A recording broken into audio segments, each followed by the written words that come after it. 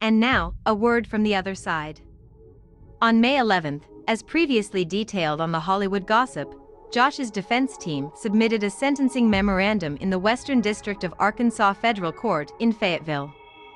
These lawyers argued that Duggar only deserves to spend 5 years in prison after getting convicted in December on 2 counts of CP because he's a devoted family man without a prior criminal record.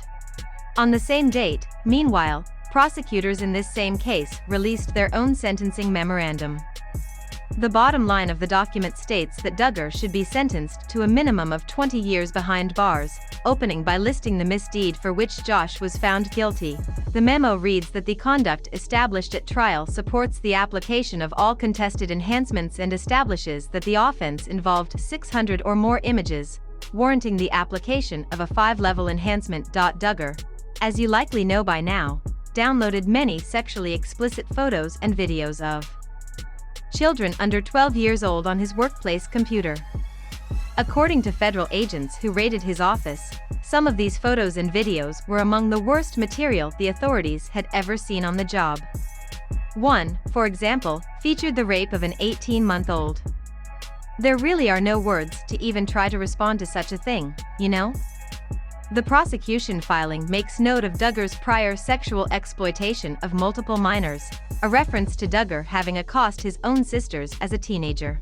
It also cites the extraordinary efforts Duggar took to obtain and view CP materials, CSAM, the nature of the CSAM he obtained and viewed, his efforts to conceal his criminal conduct, and his refusal to take accountability for or acknowledge any of his criminal conduct. Elsewhere, the lawyers labeled Duggar a very savvy computer user. They countered claims made by the defense that Josh was somehow ignorant in this regard and never distributed any of the disgusting material he downloaded.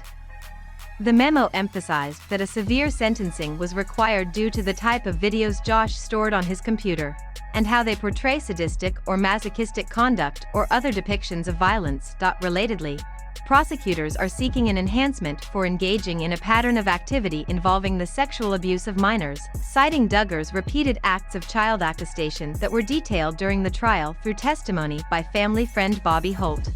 The filing also notes remarks about accostation made by the defendant's father, Jim Bob Duggar, at a pre-trial hearing.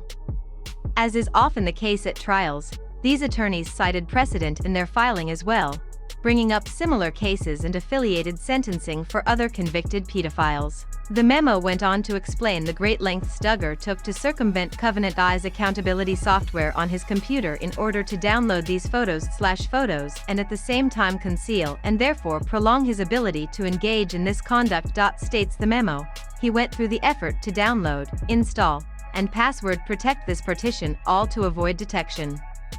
Duggar, perhaps more than any other individual presented to this court, was willing to go through exhaustive efforts to obtain CSAM without detection. Duggar's criminal activity was also deliberate and precise. Over and over, the document brings up Josh's history of accostation.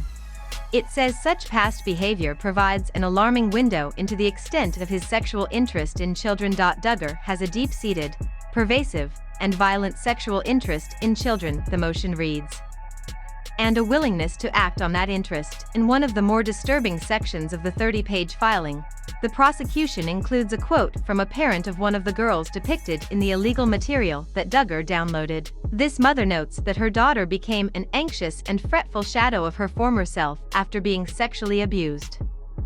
For all these reasons, the prosecution argues, the judge must issue a sentence to reflect the seriousness of the offense, adding, Duggar is an offender who has a history of sexually abusing minors, who has not received any treatment or therapy for this conduct to speak of, who appears unlikely to ever seek out or meaningfully participate in treatment or therapy to address this conduct, and who continues to deny any responsibility for his past or present crimes. Duggar will be sentenced on May 25th.